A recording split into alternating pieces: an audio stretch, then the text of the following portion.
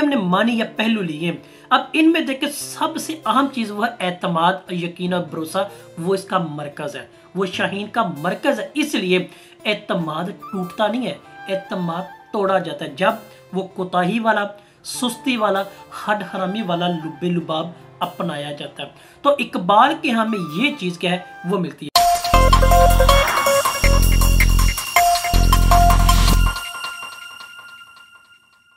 मोअज़्ज़ज़ नाज़रीन ग्रामीन, तलबा व तालिबात, उम्मीद है कि आप खैरियत से होंगे।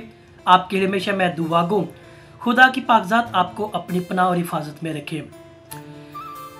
अल्लामा इकबाल की शख्सियत हमारे पास एक उम्दा और निखार के तौर पे मिलती है, जो किसी न किसी रंग के अंदर उन अल्फाज का इंतखाब करती है जो हमेशा किसी न किसी रंग के अंदर मेरी और आपकी रहनुमाई करती है, बल्कि वो पूरी दुनिया के लिए एक वो रहबरी का जरिया भी है, जो उन्होंने कलामे खुदा की रोशनी में उस बात को परखा, उसको जाना और पूरी दुनिया तक उन्होंने उसको अपने अंदाज और असलूब में बयान करने की कोशिश की, ताकि हर बंदा उसको जान सके, और ख़ासकर इस मुकामी कल्चर और ज़ुबानो अदब की रोशनी में।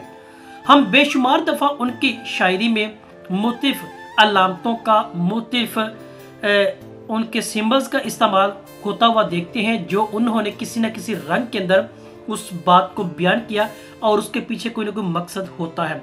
आज हम बात करेंगे उनकी शायरी के अंदर मौजूद शाहीन जो अलामत है, सिंबल है, ये लफ्ज़ ये क्यों इस्तेमाल हुआ है और ये लफ्ज़ हमें क्या बताता है। आज का हमारा मौजू इसके गिरदा गिर्द ही रहेगा। इसके अलावा भी उन्होंने कई ऐसे अल्फाज इस्तेमाल किए हैं जो हमें किसी न किसी रंग के अंदर उस हकीकी ज़िंदगी और रब्बे कायनात की उस मोहब्बत और उल्फत पर मबनी कोई ना कोई पहलू वो दिखाई देता है।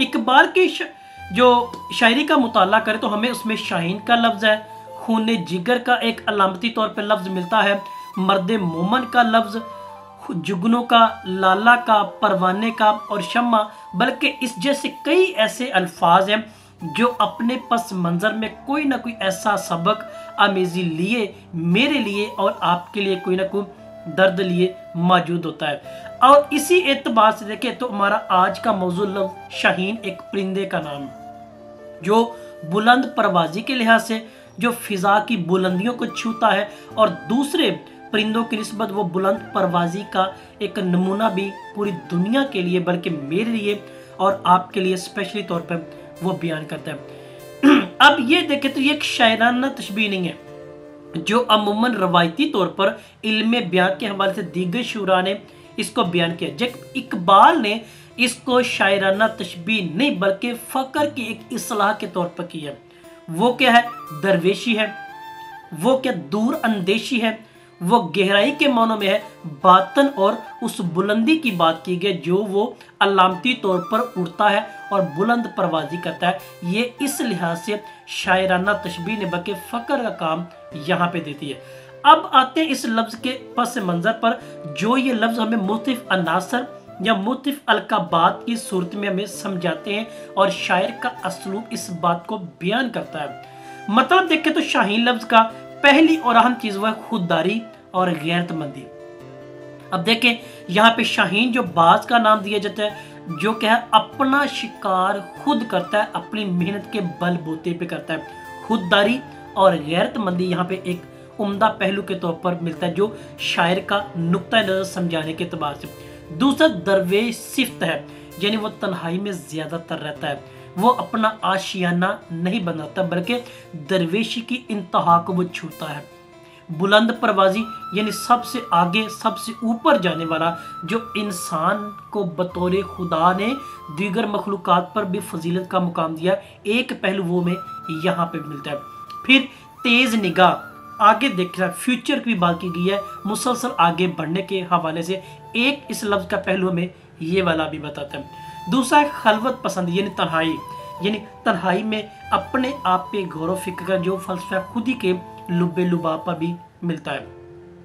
सख्त कोशिश यानी मेहनत है, वो मुसलसल हमें प्रवास करता है, मेहनत करता, आगे बढ़ता हुआ मिलता है, स्ट्रगल करता हुआ मिलता है, एक पहलू उसका में। दूसरा कुव्वत और ताकत यानी जुर्रतमंदाना, हर लिहाज से वो सुस्ती और काहली नहीं करता बल्कि कुव्वत का, जुर्रत का मुजाहरा करता है। और फिर खास क्या उसके एतमाद और भरोसा है, जो अपने वो एतमाद और भरोसे की बिना पर अपना शिकार जब्त करता है। वो दूसरों से अलहदा अपने आप पर गौर फिक्र या दूसरों से तनहा रहने का उनसर हमें यहाँ पे मिलता है। फिर हुर्रियत पसंदी है, तजस्सुस है, आगे बढ़ने का फन है, फ़क्र के अंदाज में बेखौफी का आलम। अब ये सारे के सारे जो अनासर है, ये शाहीन लफ्ज़ के पस मंज़र मिलते हैं, जो अल्लामा इकबाल की शायरी और उसका असलूब किसी न किसी रंग के अंदर मेरी और आपकी राहबरी करता है और हमें कलाम खुदा और इस कायनात के पस मंज़र पर वो चीज़ें बताता है। अब देखें, ये जितने भी हमने मानी या पहलू लिए, अब इनमें देखें सबसे अहम चीज़ वह एतमाद, यकीन और भरोसा, वो इसका मरकज़ है, वो शाहीन का मरकज़ है। इसलिए एतमाद टूटता नहीं है, एतमाद तोड़ा जाता है जब वो कोताही वाला, सुस्ती वाला, हड हरामी वाला लुब्बे लुबाब अपनाया जाता है। तो इकबाल के हमें ये चीज़ क्या है वो मिलती है। अब यही वो इंसानी किरदार, मर्द मोमन और कामल ईमानदारी का अक्स इस शाहीन लफ्ज़ के पस मंज़र पे मिलता है। अब इकबाल की बतौर मिसाल अशार लें तो बिल्कुल यही अल्फाज, यही पहलू हमें दिखाते मिलते हैं। तब इकबाल बयान करते हैं, गुजर औकात कर लेता है, गुजर औकात कर लेता है ये को बियाबा में, के शाहीन के लिए जिल्लत है कारे आशियां बंदी। के शाहीन क्या है अपना घर नहीं बनाता, वो गुजर बसर कर लेता पहाड़ों में भी, बियाबानों में भी, लेकिन किसी किस्म की जिल्लत आमेजी वाला काम नहीं वो करता जिससे उसको शर्मिंदगी उठाना पड़े, बल्कि वो ऐसा काम करता है जिसके अंदर जुर्रत, ताकत, एतमाद और भरोसा और खुददारी वाला जो उनसे वो ज्यादातर मिलता है। दूसरी बात, तू शाही है परवाज है काम तेरा, तू शाही है परवाज है काम तेरा, तेरे सामने आसमां और भी है। यानी इंसान को, अशरफुल मखलूकात को शाहीन से वो बनाया, शाहीन से वो सबक सिखा रहा है कि तेरा काम मुसलसल आगे बढ़ना है, तेरा काम मुसलसल आगे करना है, सुसख्त मेहनत कर, क्योंकि वो कुव्वत, वो ताकत, वो जुर्रत खुदा ने तुझे दी है, वो दरवेशी व उनसे तेरे अंदर मौजूद है, जो दूसर मखलूकात की बिना पर तुझे अफजल करार दिया गया। तीसरी मिसाल बतौर हम लेते हैं कि परिंदों की दुनिया का दरवेश हूं मैं, परिंदों की दुनिया का दरवेश हूं मैं, कि शाही बनाता नहीं आशियां अपना। अब यहाँ पे वो खुददारी और दरवेश सिफ्त खूबी यहाँ बनाई गई है, जो आशियां ना बनाने की और दरवेशी की इंतहा को छूने की और अपना एतमाद मजबूत करने की अलामत के तौर पर हमें मिलता है। आखिरी मिसाल आज के मौजू के हवाले से, नहीं तेरा नशीमन कसरे सुल्तानी के गुंबद पर, नहीं तेरा नशीमन कसरे सुल्तानी के गुंबद पर, तू शाही है बसेरा कर पहाड़ों की चट्टानों में।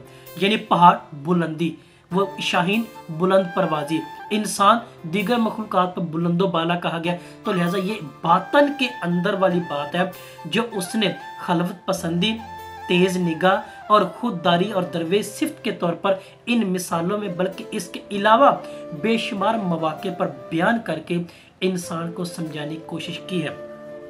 अब देखें तो हमारे पास ये बेशुमार और उम्दा अंदाज में इकबाल ने इन चीज़ों को बयान करके समझाया और समझाकर इस बात को हम तक पहुंचाया भी है कि जो मुझे चीज़ समझने को मिली है, जो रब्बे कायनात के कलाम ने मुझे बताया, मैं तुम्हें तुम्हारे मकामी कल्चर और ज़ुबान अदब में समझा रहा हूँ। तो इकबाल का ये शाहीन एक उम्दा खुददारी, गैरतमंदी और दरवेश सिर्फ इंसान के तौर पर मिलता है, जो शाहीन आज के अंदाज में भी है। तो हमारा आज का ये था मौजू, इकबाल और शाहीन। अब फ़िक्र इकबाल हमें यही बता रही है और इकबाल की फ़िक्र अमेज़ी भी हमें यही कुछ सिखा रही है। हमने आज इसको मुख्तसर सादा अल्फाज में जाना है। आपकी कोई राय हो तो ज़रूर कीजिएगा। आप सबका बहुत शुक्रिया।